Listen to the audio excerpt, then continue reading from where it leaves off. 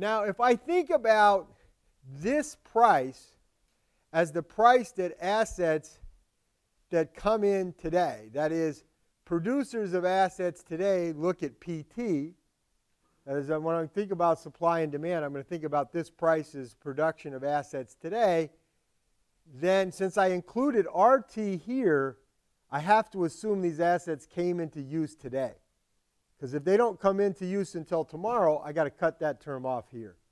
And that's all that matters. You can call it T or T minus 1, but you got to be consistent. You have to assume that, so when I call IT, is going to be assets that come into service in year T. That's what matters. Doesn't matter when they were built. It might have taken them 100 years to build these things. It might be like Scotch whiskey or something. You got to like age it for 20 years or something before you get to sell it. Doesn't matter. What matters is stuff comes into existence at date T, and that's what gets counted. Okay, that's kind of the idea.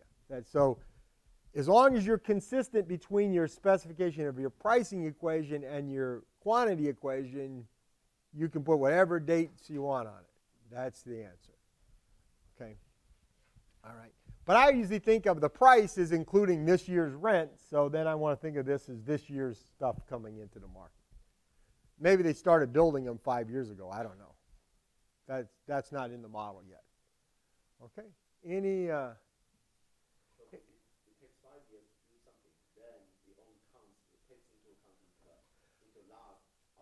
It would still be IT. It would still satisfy that equation because this would be the stock of things that are being used, finished goods.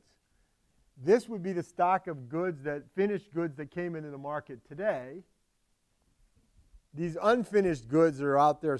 They're not in this equation. They're just out there in the production process, right? They're not getting counted here. I'll come back and show you where it shows up. That's called a time to build model. That's a model that says it takes time to build something. I can't build it right away. Okay, but that has nothing to do with this.